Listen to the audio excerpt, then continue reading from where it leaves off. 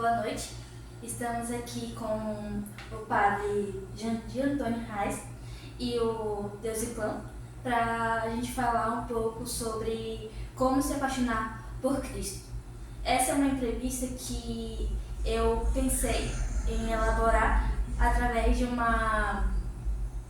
ano passado, através do catecumenato que eu fiz, e eu tive vontade de escrever um livro falando sobre a fé que as pessoas têm na Igreja Católica.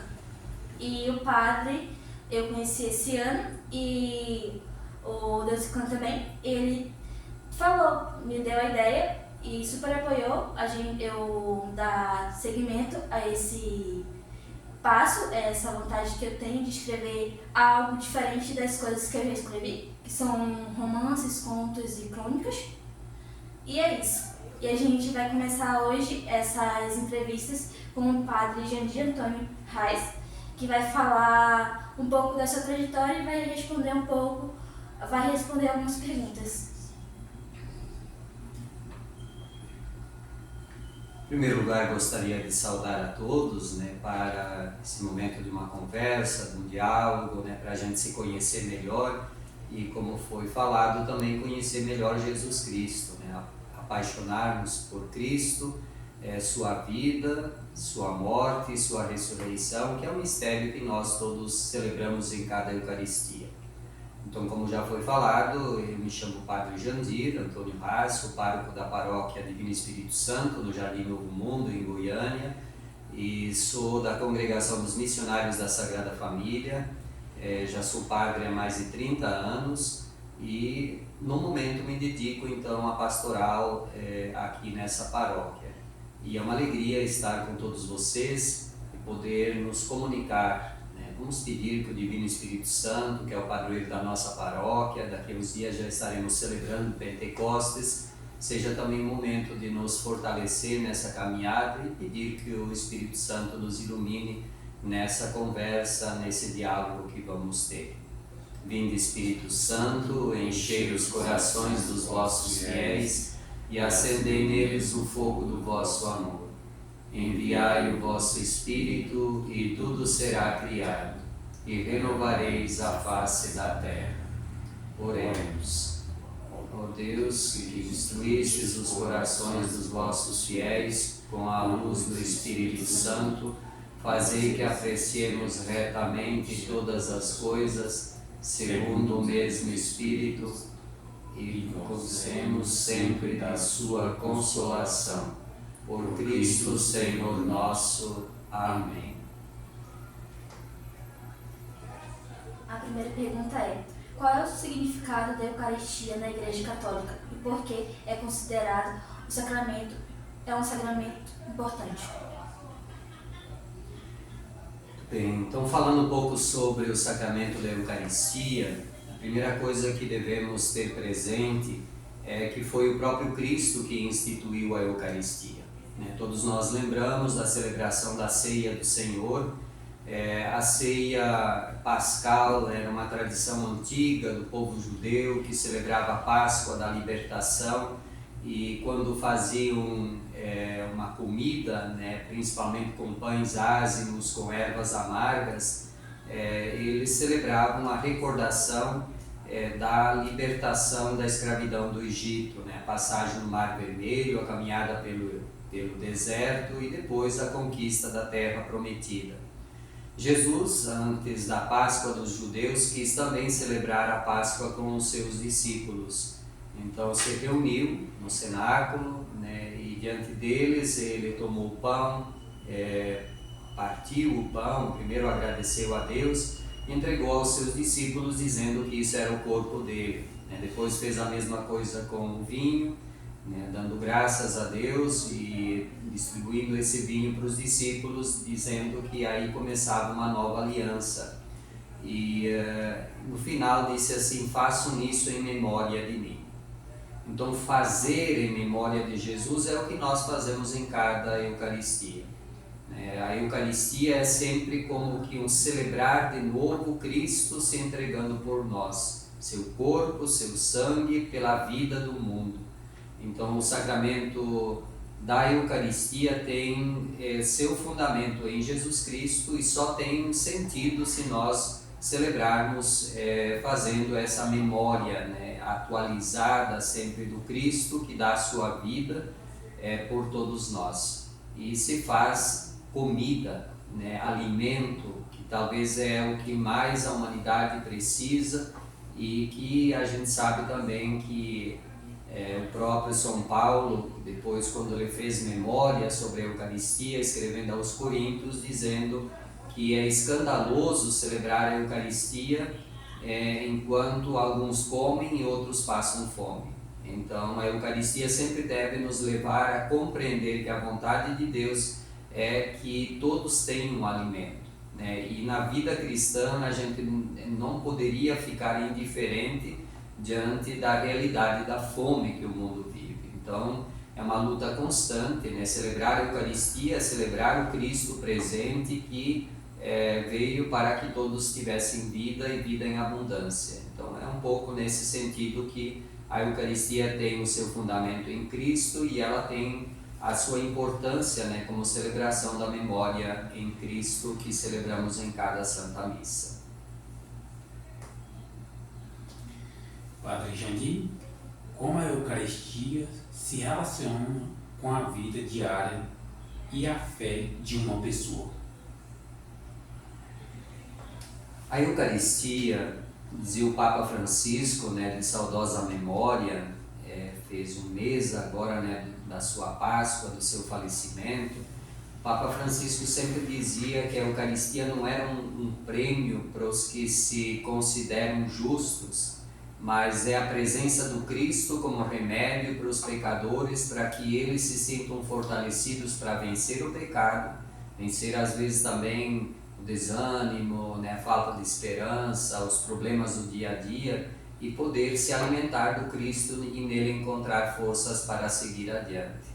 Então, nesse sentido, eu creio que na vida diária da pessoa, né, quem pode comungar todo dia, que são muito poucos, né, nós temos missões da nossa congregação em alguns países onde tem missa uma vez por ano em algumas comunidades, né, seja isso em algumas regiões do Ribeirinho, do Amazonas, ou seja isso na missão também em Moçambique ou em outros lugares.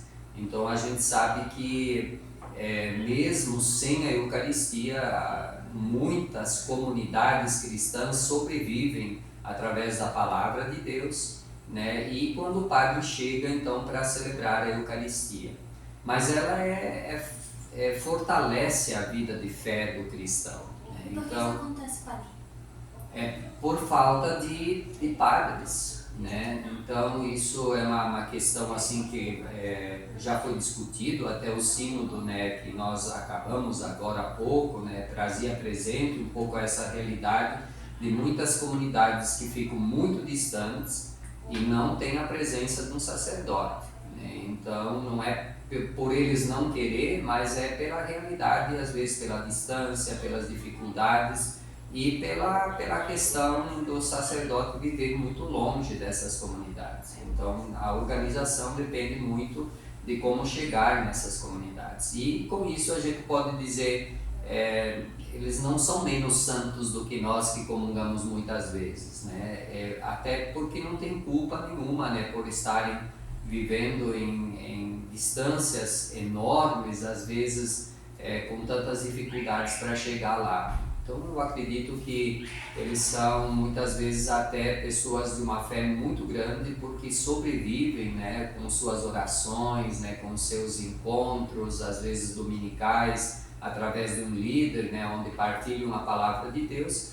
e vão alimentando a sua fé dessa forma. E quando vem o padre, então tem a Eucaristia também, os batizados, né, os casamentos e muitas vezes até, né, uma outra vez quando o bispo vai às celebrações do sacramento do Crisma. O que acontece durante a consagração da Eucaristia e qual é o significado disso? Isso, nós lembramos assim que o padre, né, no altar, quando preside a Eucaristia, ele está na pessoa de Cristo celebrando.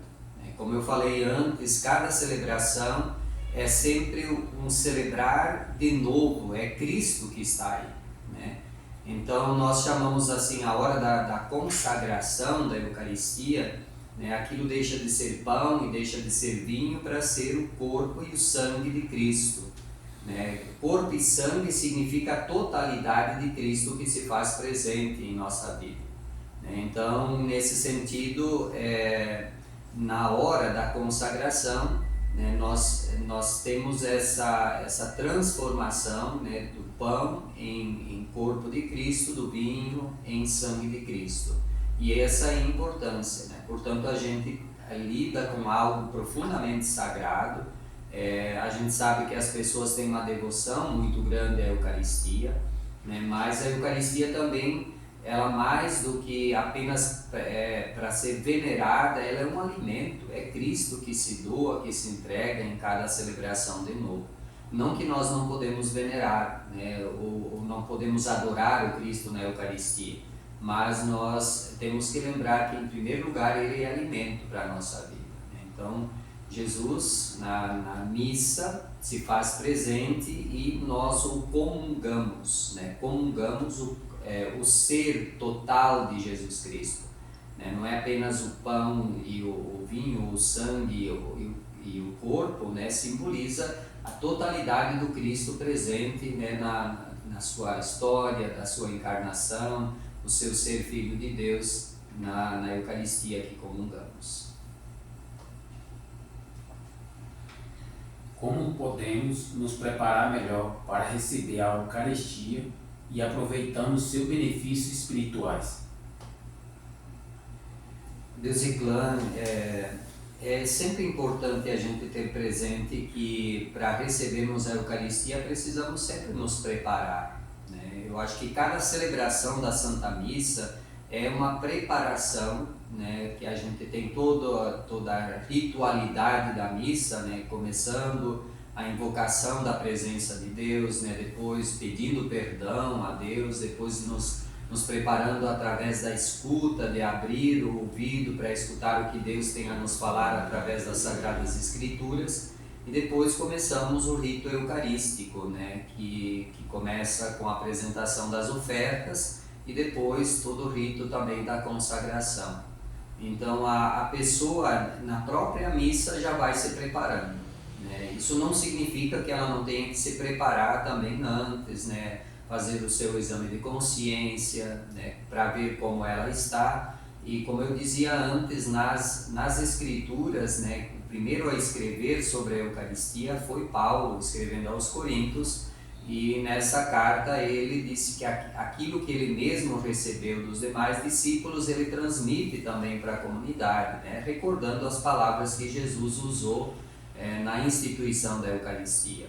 E depois dizendo também que o povo de Corinto, as comunidades de Corinto, onde alguns chegavam antes, enchiam a barriga de comida, quando depois chegavam os escravos, né, que tinham que ficar nos seus trabalhos, não tinha mais nada para comer. E ele disse que isso é como que comungar a própria condenação e não a salvação, que quer ser, no caso, a Eucaristia. Então a preparação também deve ser para nós todos nessa dimensão de estarmos com o coração solidário, né, aberto, com o desejo de que realmente a humanidade toda possa participar da Eucaristia, mas comungar acima de tudo de uma vida plena que Jesus quer para todos os seus filhos e filhas.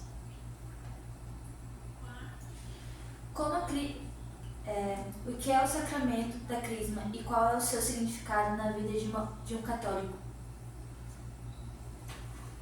Quando nós falamos em Crisma, né, ou confirmação, nós sempre recordamos o Espírito Santo. O Espírito Santo é a terceira pessoa da Santíssima Trindade, é uma promessa que Jesus faz, né? Eu envio para vocês o Paráclito, às vezes traduzido como o advogado, né? O defensor, e esse dará para vocês a capacidade de levar adiante a minha missão, né?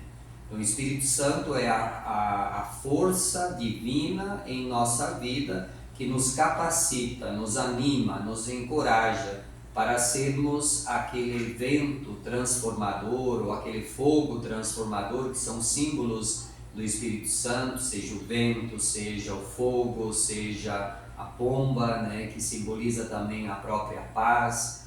Então, a pessoa que recebe o Espírito Santo se fortalece da mesma força que fortaleceu Cristo para cumprir a sua missão. E nesse sentido, confirmar a nossa fé significa justamente a gente se fortalecer desse Espírito enviado por Deus, né, para que a gente tenha as condições, a sabedoria necessária para levar adiante a missão de Cristo no mundo. Como a crisma fortalece a fé e a vida espiritual de uma pessoa? Como eu falei, né, a crisma representa, né, a unção, né, um bispo, quando crisma, um jovem, né, ou seja, uma pessoa adulta também, unge a testa e diz: receba o Espírito Santo, né, e depois deseja a paz, né, recordando um pouco as palavras de Jesus, né, o sopro de Jesus ressuscitado, e depois desejando a paz aos seus discípulos. Então, quem recebe a unção, quem recebe a paz de Cristo, tem a incumbência também de levar essa paz, né? De fazer com que essa unção recebida seja algo que se transforma em mais vida dentro da pessoa e também vai fazer com que essa pessoa tenha capacidade de levar adiante a missão que recebeu, né? Então, algumas vezes nós falamos que a crisma é a confirmação do batismo, né? Mas só que é um sacramento que vai além disso, né? Não é apenas confirmar o batismo, mas é a gente se dispor e dizer ao próprio Cristo: eu estou disposto a viver essa fé, né? Portanto, eu confirmo essa minha fé e vou procurar viver aquilo que os dons do Espírito Santo me concedem.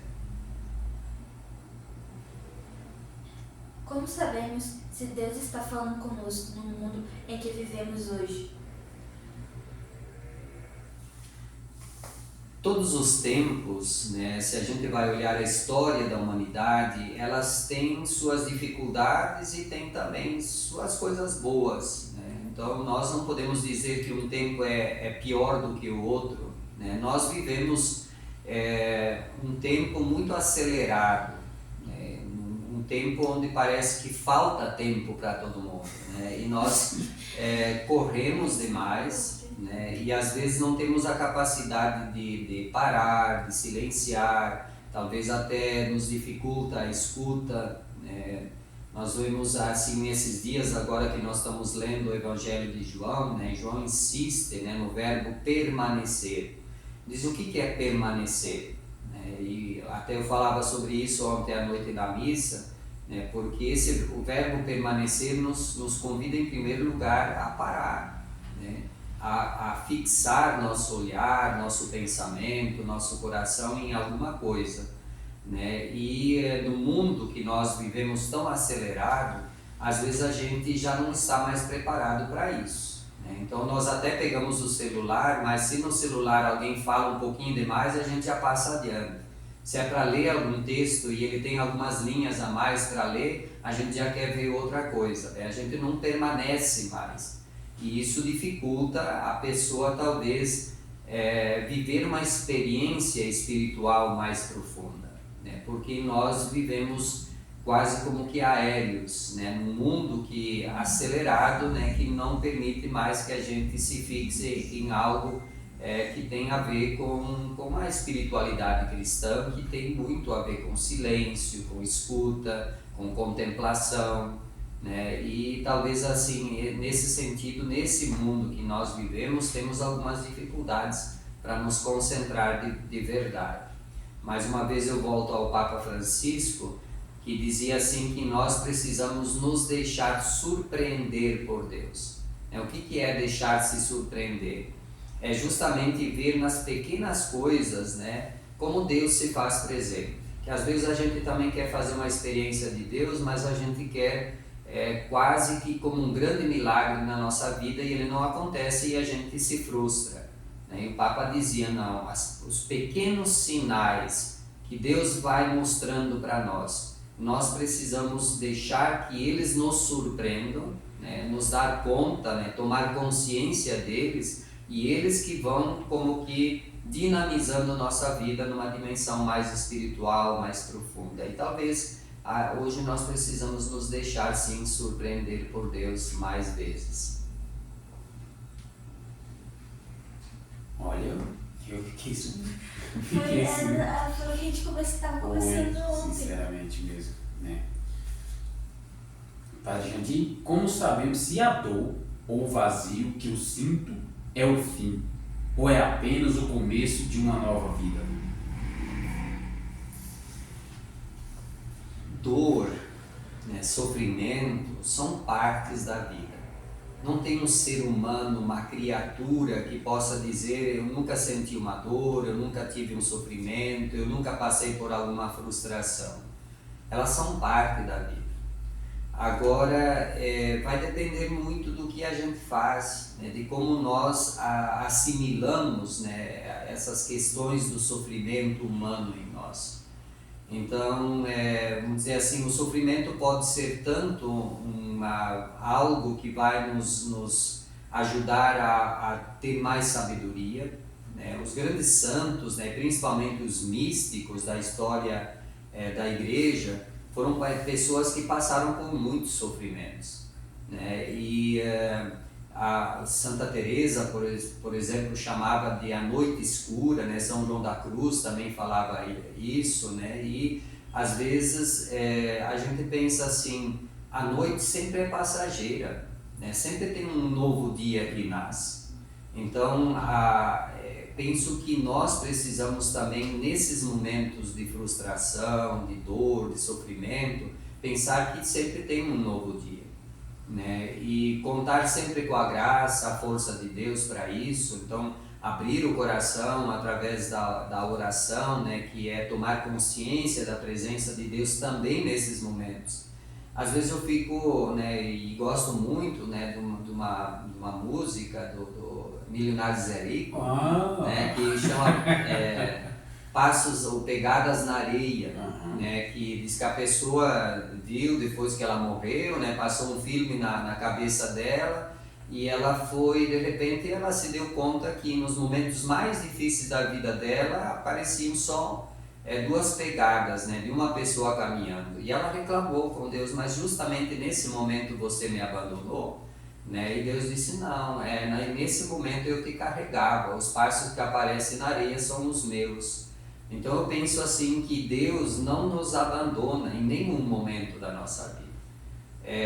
Precisamos também aprender com o sofrimento, com a dor em nossa vida, para que isso não se transforme como um fim, mas como um meio para talvez até aprendermos mais a viver e a conviver num mundo que tem seus percalços, né, suas dificuldades, e como diz essa canção, né, saber que Deus nos carrega muitas vezes e a gente pensa que está sozinho. Então, penso que esse é um caminho também que a gente precisa aprender a fazer. Como começa o chamado de uma vocação? Como faço para estar neste caminho e aprofundar a minha fé? Isso, eu acho que toda vez que a gente fala em vocação, a gente não deve apenas pensar a vocação como sendo um chamado de Deus para a vida religiosa, para a vida de padre, né, para a vida de uma irmã religiosa, mas lembrar que, em primeiro lugar, todos nós somos vocacionados pelo batismo, né? É pelo batismo que nós sentimos em primeiro lugar, e essa é a consagração mais importante na vida da pessoa, né? Depois, na vivência do batismo, Deus pode também, né, chamar a pessoa para se tornar padre, para ser uma irmã religiosa, um irmão religioso, né, mesmo um padre religioso, ou uma vocação específica, né? Então eu penso assim que o chamado de Deus, ele não acontece de uma maneira, né, vamos dizer, extraordinária ou milagrosa, né? Ninguém vê Deus chamando, mas uma inquietação que vai nascendo no coração, que geralmente tem a ver com uma experiência religiosa que a pessoa vai fazendo, né? E ela percebe que Deus está querendo algo mais dela, né? E ela começa a se perguntar: o que será que Deus quer de mim?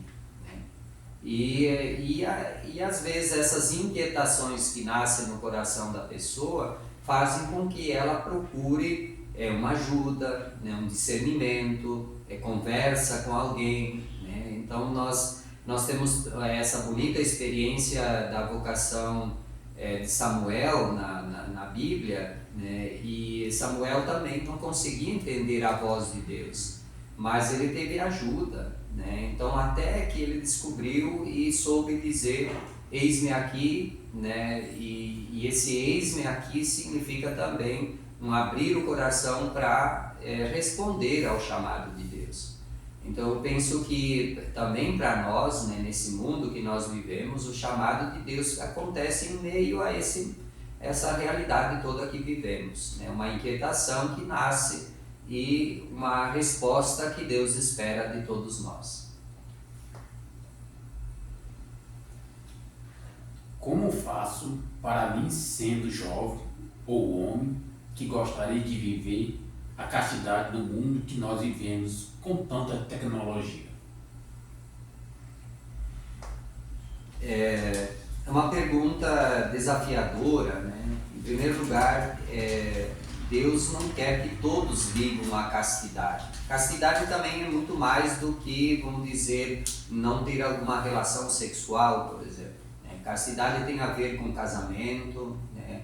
Ela tem a ver com fidelidade no casamento, né? E tem a ver também, né, com quem faz votos. No caso nós religiosos fazemos o voto de castidade, né? O padre diocesano faz as suas promessas ao bispo, no qual também inclui esse viver casto a sua vida, né? Então são dimensões da vida. Deus não exige isso de todos, e nem todos são vocacionados para isso também, né? Então, assim, um chamado específico, né, da pessoa que se sente chamado para isso, e Deus dá a graça também, né, a força para que a pessoa possa viver aquilo que ela se dispôs ou para o qual ela se sente chamada, né? Na vida religiosa, junto com o voto de castidade, vem também o voto de obediência, né? Quer dizer, a gente sempre nas nossas congregações temos os nossos superiores, né? O padre diocesano também faz essa promessa ao bispo, e também para nós religiosos o voto de pobreza, quer dizer, mesmo tendo muitas coisas à disposição, eu não posso dizer isso é meu, né? Eu posso usar isso no trabalho que eu realizo para o bem dos outros, né? Então esses três votos, né, pobreza, castidade e obediência, eles caminham juntos, né, na vida de um religioso. E a castidade é apenas, né, um deles, e é compreendido dentro da igreja no sentido da pessoa realmente se dispor a viver a sua entrega total a Deus, né? E Deus nunca exige nada para ele. Então, como nós falamos esses dias, né, quando Jesus nos entrega o mandamento do amor, ele não diz assim, me amem, mas ele diz, amem-se uns aos outros. E João vai escrevendo nas cartas, dizendo assim, que quando nós nos amamos, nós amamos Jesus, né? Então, a castidade tem a ver também com doação, né, com entrega total da pessoa a serviço do povo de Deus. É isso que agrada a Jesus. Agora, se a castidade é um peso na vida de uma pessoa, Deus não vai querer isso, né? Então tem que ser algo de espontâneo, de liberdade da pessoa que se sente chamado a isso e transforma toda a sua energia em doação para a igreja, para o povo de Deus. Então a castidade então é uma forma de amor por si mesmo e a outra pessoa? Sem dúvida, né? A castidade ela é um profundo amor, né? Uma entrega total da pessoa pela causa do Evangelho, né? Então, às vezes a gente pensa assim que amor está muito associado a um homem e uma mulher que se amam, né? Duas pessoas que se amam, mas ele tem a ver, em primeiro lugar, com a nossa dimensão cristã, né? A gente sabe que no sentido cristão, o amor ágape, né? Que é esse amor total, entrega, que é diferente do amor eros, né? Que tem a ver com a questão da relação matrimonial, né? Ou então do filia, que tem a ver com um amor que tem a ver com, né, um pai que ama o filho que ama o pai e a mãe, né? Então o ágape é esse amor cristão de uma entrega total. E nesse sentido o voto de castidade, né, a promessa da castidade tem a ver na vivência desse amor. Foi isso. E eu queria agradecer ao padre Jandir novamente por ter aceitado o nosso convite e ao Deus e Clã por ter topado essa ideia e ter dado força para que eu continuasse com esse trabalho de pesquisa que eu quero transformar em um livro e publicar daqui no máximo 3 anos. E é isso. Pode falar seus agradecimentos. Gostaria de agradecer a Maria Luísa, né, que fez esse convite para mim, e eu já toquei de imediato porque eu tenho um canal, né, e o canal se chama assim, Evolução do Vaqueiro aos Milhões, que quer dizer que está evoluindo cada vez mais, né. Então, obrigado, Padre Jandir, por o senhor fazer, topar nessa grandes dúvidas que a gente tem, que algumas pessoas têm, né, tirar essas dúvidas também, e obrigado mesmo por o senhor nos ajudar. Tá? Adoramos. E olha, fiquei sinceramente, só não estou arrepiado por causa do ar-condicionado da vida. Mas obrigado mesmo de coração, viu, Padre Jandir. E Ana Maria Luísa, obrigado você também. E queria te fazer uma pergunta. Essa camiseta, o que ela representa, o que você faz parte? Que estou vendo você nessa camiseta, então gostaria que você falasse um pouco mais. É a camiseta do Movimento Jovem, de um grupo do qual fazemos parte todas as quintas-feiras, onde a gente se reúne na igreja Nossa Senhora Aparecida. Que ótimo. Então fica o convite para você aí, tá? Que é jovem, não importa a idade, tá? Que vai lá fazer essa visita. Uma coisa que eu peço para vocês, inscreve no meu canal, tá? Evolução do Vaqueiro rumo aos milhões, né? Mas é aos milhões, não é rumo, não. É aos milhões, né? E que escreve também no Instagram da Maria Luísa, tá bom? E que venha participar conosco nessa longa caminhada, na nossa paróquia também. E que conheça o Instagram do grupo Movimento Jovem para você sentir mais vontade de conhecer. É uma experiência, né? Fazer uma experiência, como o Padre Jandir falou.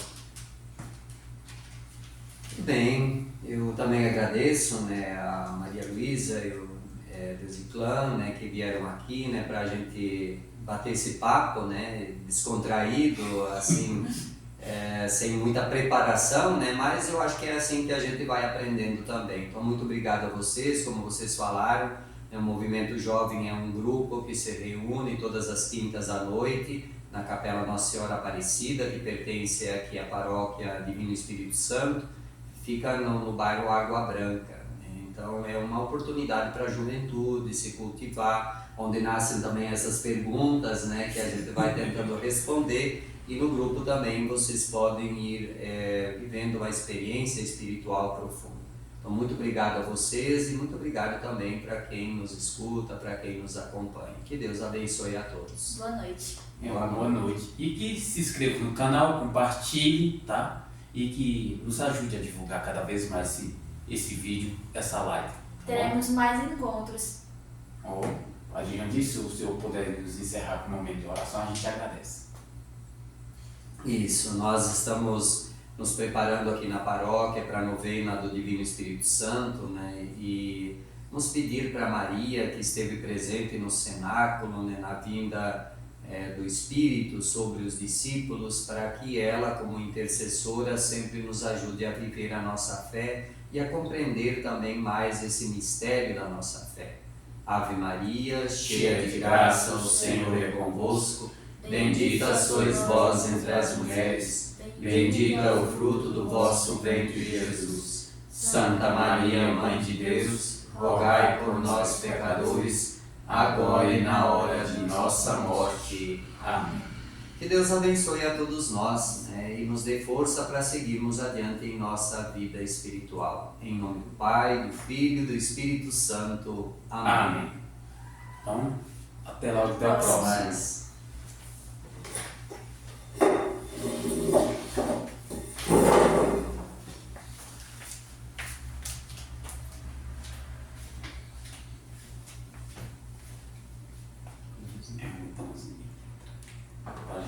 Muito bem, então obrigado, galera. Daqui 3 anos você terá o livro nas suas mãos. Tá bom.